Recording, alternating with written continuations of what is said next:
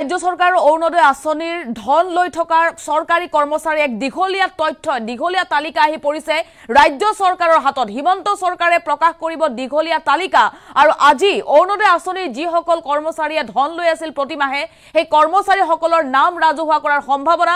মহা বিপদত পৰিছে সৰকাৰি কৰ্মচাৰী। 682 কৰ্মচাৰীয়ে অৰুণোদয় আঁচনিৰ ধন লৈ চাকৰি হেৰুৱাৰ সম্ভাৱনা। আমি সবিশেষ খবৰ লৈ আহিছো। সৰকাৰে প্ৰকাশ কৰিছে, সৰকাৰে প্ৰস্তুত কৰিছে দীঘলীয়া তালিকা আৰু সেই তালিকা প্ৰকাশ কৰাৰ সম্ভাৱনা। অৰুণোদয়ৰ সুবিধা লৈ থকা সৰকাৰি কৰ্মচাৰীৰ পৰিব মহা বিপদত। হেৰুৱাবলগীয়া হ'ব 682 গৰাকী কৰ্মচাৰীয়ে চাকৰি। এটা ডাঙৰ খবৰে মুহূৰ্তত দীঘলীয়া তালিকা সাজু কৰিছে হিমন্ত বিশ্ব শৰ্মা চৰকাৰে। সৰকাৰি কৰ্মচাৰীয়ে হিমন্ত বিশ্ব শৰ্মা চৰকাৰৰ অৰুণোদয় আঁচনিৰ সুবিধা লৈ আছিল। মুখ্যমন্ত্ৰী হিমন্ত বিশ্ব শৰ্মাৰ ঘোষণা, কাকো ৰেহাই দিয়া নহ'ব, সকলো জালত পৰিব। আজি 682 কৰ্মচাৰীৰ নামৰ তালিকা প্ৰকাশ কৰাৰ সম্ভাৱনা। সেই কৰ্মচাৰীসকলে হেৰুৱাবলগীয়া হ'ব পাৰে চাকৰি। গোপনে অৰুণোদয় আঁচনিৰ ধন লৈ আছিল সৰকাৰি কৰ্মচাৰীয়ে। একাংশ সৰকাৰি কৰ্মচাৰীয়ে অৰুণোদয় আঁচনিৰ গোপনে ধন লৈ আছিল প্ৰতিমাহে। অৰুণোদয় আঁচনিৰ সুবিধা 682 জন কৰ্মচাৰীয়ে লৈ থকাৰ তথ্য চৰকাৰৰ হাতত আহি পৰিছে। প্ৰতিমাহে 1250 টকাকৈ লৈ আছিল সৰকাৰি কৰ্মচাৰীসকলে। 682 জনকৈ নিয়মীয়া সৰকাৰি কৰ্মচাৰীৰ বিৰুদ্ধে লোৱা হ'ব কঠোৰ ব্যৱস্থা। এইসকল নিয়মীয়া কৰ্মচাৰী বুলি জনাইছে। অৰুণোদয়ৰ ধন ঘূৰাই দিব লাগিব 682 জন কৰ্মচাৰীয়ে। লগতে তেওঁলোক বিপদত পৰিব, হেৰুৱাবলগীয়া হ'ব পাৰে চাকৰি। ইতিমধ্যে বিভাগীয় তদন্তৰ নিৰ্দেশ জাৰি কৰিছে মুখ্যমন্ত্ৰী ডক্টৰ হিমন্ত বিশ্ব শৰ্মাই। এটা ডাঙৰ খবৰ, ৰাজ্যৰ সৰকাৰি কৰ্মচাৰীসকললৈ বিভিন্ন ক্ষেত্ৰত কৰ্মৰত সৰকাৰি কৰ্মচাৰীৰ প্ৰয়োজন হ'লে নাম ঠিকনা ৰাজহুৱা কৰা হ'ব বুলি কালি দিনটোত প্ৰকাশ কৰিছিল মুখ্যমন্ত্ৰীগৰাকীয়ে। অৰুণোদয়ৰ সুবিধা লৈ থকা সৰকাৰি কৰ্মচাৰীৰ বিপদ বৃদ্ধি হৈছে। চৰকাৰে প্ৰস্তুত কৰিছে দীঘলীয়া তালিকা আৰু আজি সেই তালিকা যদি কোনো লোকে বিচাৰে আজি সেই তালিকা প্ৰকাশ কৰাৰ সম্ভাৱনা। দীঘলীয়া তালিকা মুখ্যমন্ত্ৰী ডক্টৰ হিমন্ত বিশ্ব শৰ্মা চৰকাৰৰ হাতত আৰু 682 জনকৈ কৰ্মচাৰীয়ে প্ৰতিমাহে তেওঁলোকৰ বেংক একাউণ্টত 1250 টকাকৈ সোমাইছিল। অৰুণোদয় আঁচনি যিহেতু দৰিদ্ৰৰ এক আঁচনি, প্ৰতিমাহে দৰিদ্ৰৰ বেংক একাউণ্টত, আৰ্থিকভাৱে দুৰ্বল লোকৰ বেংক একাউণ্টত 1250 টকাকৈ প্ৰদান কৰি আহিছে চৰকাৰে। সেই আঁচনিৰে সুবিধা লৈ আছিল চৰকাৰি কৰ্মচাৰীয়ে আৰু সেই চৰকাৰি কৰ্মচাৰী মহা বিপদত পৰিব। 682 চৰকাৰি কৰ্মচাৰীয়ে হেৰুৱাবলগীয়া হ'ব চাকৰি। এই মুহূৰ্তত মুখ্যমন্ত্ৰীগৰাকীৰ মন্তব্য আহি পৰিছে, মন্তব্য শুনক। চলি আছে, অৰ্থাৎ 15 তাৰিখৰ পৰা 28 তাৰিখৰ ভিতৰত অৰুণোদয় 3.0 আমি হিতাধিকাৰীসকলক নিৰ্বাচন কৰিব খুজিছোঁ আৰু অৰুণোদয় 2.0 আমি বন্ধ কৰি 3.0 লৈকে যাব খুজিছোঁ। 3.0 বেছি হিতাধিকাৰী থাকিব, সম্প্ৰসাৰিত ব্যৱস্থা হ'ব, লাহে লাহে জীৱন বীমা আদিৰ লগতো লিংক আপ হ'ব। কিন্তু এই অৰুণোদয় আঁচনিখন হ'ল দুখীয়া মানুহৰ কাৰণে কৰা আঁচনি।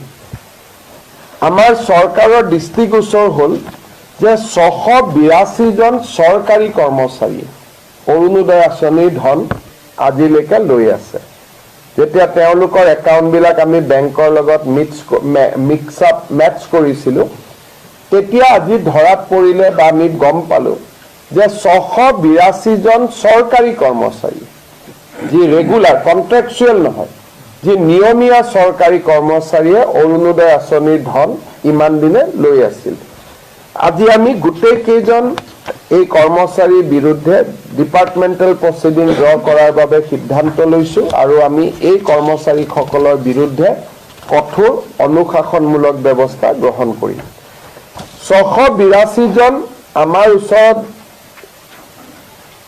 পৰ্টেল আমাৰ ধৰাত পৰিছে, কিন্তু হয়তো এই নম্বৰটো আৰু বহুত বেছি হ'ব পাৰে। অৰুণোদয় আঁচনি চৰকাৰী কৰ্মচাৰী থকা পৰিয়ালে পাব নোৱাৰে। সেইকাৰণে কোনোবা যদি কৰ্মচাৰী এতিয়াও এনেকৈ টকা পইচা লৈ আছে, মই তেওঁলোকক যাতে ডিপাৰ্টমেণ্টেল প্ৰচিডিঙৰ আওতাত আহিব নালাগে, ভলেণ্টিয়াৰী তেওঁলোকক নিজৰ নাম অৰুণোদয় আঁচনিৰ পৰা আঁতৰাই দিবৰ বাবে মই অনুৰোধ কৰিম। আৰু এই 682 জন কৰ্মচাৰীৰ বিৰুদ্ধে আমি কঠোৰ অনুশাসনমূলক ব্যৱস্থা আমি গ্ৰহণ কৰিম। আমি চৌকছ কৰিবৰ কাৰণে ডিপাৰ্টমেণ্টক অৰ্ডাৰ দিছোঁ আৰু যদি আপোনালোক কোনোবাই ডিটেইল বিচাৰে এই 682 জনৰ নাম ঠিকনানো কি, যদি জানিব খোজে আমি নাম ঠিকনাখিনিও গুৱাহাটীত আমি ৰিলিজ কৰি দিব পাৰিম।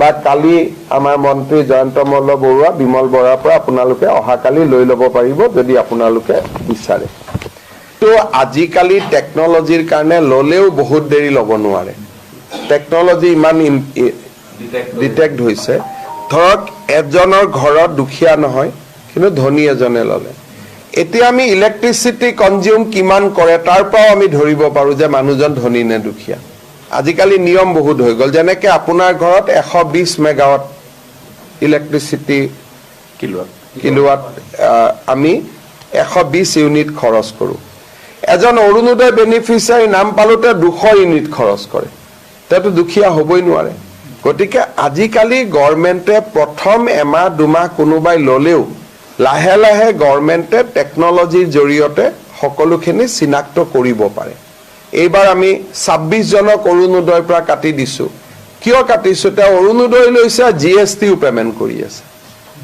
গতিকে জিএছটি পেমেণ্ট কৰা মানুহটো অৰুণোদয় ল'ব নোৱাৰে দুদিন পিছত ইনকাম টেক্সৰ পৰা আমি ডাটাবেছটো আনিব পাৰোঁ গতিকে ক্ৰছ চেকিং কৰাৰ আজিকালি বহুত সুবিধা আছে আৰু এই মেথডলজিবিলাক এতিয়া আমি এপ্লাই কৰি গৈ থাকিলে লিষ্টখন ক্লিন হৈ হৈ গৈ থাকিব